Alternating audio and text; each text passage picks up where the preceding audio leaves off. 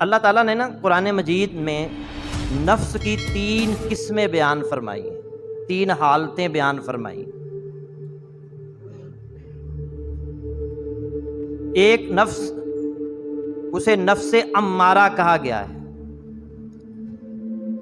برائی پر اکسانے والا نفس، جو برائی پر ابھارتا ہے اس کا نام ہے نفس امارہ۔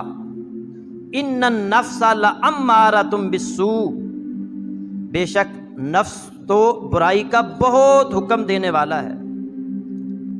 برائی پر اکسانے والا جو نفس ہے اسے نفس امارہ کہا گیا۔ اور دوسری حالت ہے نفس لوامہ۔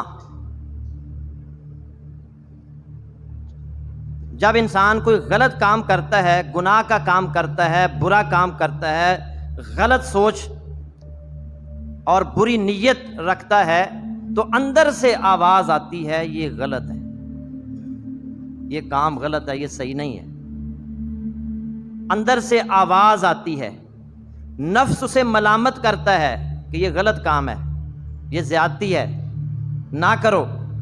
اس نفس کو کہا گیا ہے نفس لوامہ۔ سورہ قیامہ میں اللہ نے فرمایا وَلَا أُقْسِمُ بِالنَّفْسِ اللَّوَّامَةِ، اور نہیں میں بہت ملامت کرنے والے نفس کی قسم کھاتا ہوں۔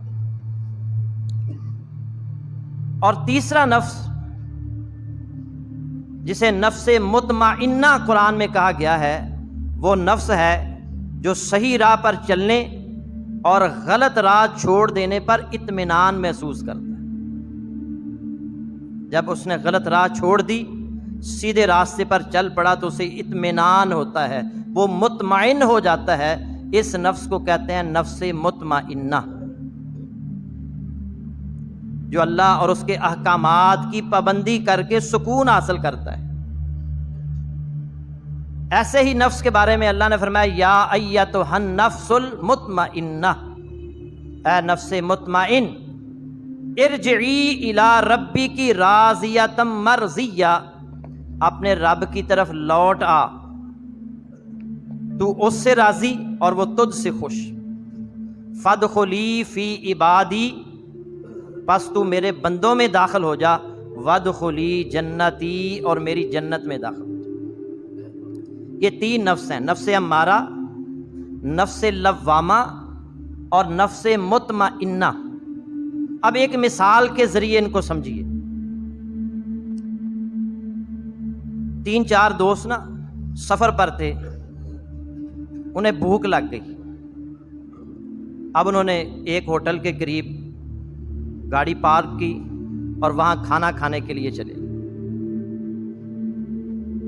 کھانا کھایا، جب بل آیا تو بل بہت زیادہ تھا۔ بڑے پریشان ہوئے، سٹ پٹا کر رہ گئے کہ اتنا زیادہ بل۔ اور جو لوگ سفر کرتے ہیں وہ جانتے ہیں، اگر آپ جی ٹی روڈ پر سفر کر رہے ہوں یا موٹر وے پر، تو وہاں جو ہوٹل ہیں وہ بہت مہنگے ہیں۔ اب انہیں تکلیف تو بڑی ہوئی، لیکن انہوں نے بل ادا کر دیا۔ واپس آ کر گاڑی میں بیٹھے تو ایک دوست کہنے لگا بیٹھو میں ابھی آتا ہوں۔ وہ دوبارہ ہوٹل میں گیا، ہوٹل کی جو واش رومز تھے ان میں بہترین اور مہنگی ٹوٹیاں لگی ہوئی تھی، ان کے اوپر دستیاں اور کیپ بہت مہنگے تھے۔ اس نے سب کے اتار کر اپنی جیبوں میں ڈال۔ واپس آ کر گاڑی میں بیٹھا، دوستوں کو بتایا، سب خوش ہونے لگے، اچھا کیا، ان کا علاج یہی تھا۔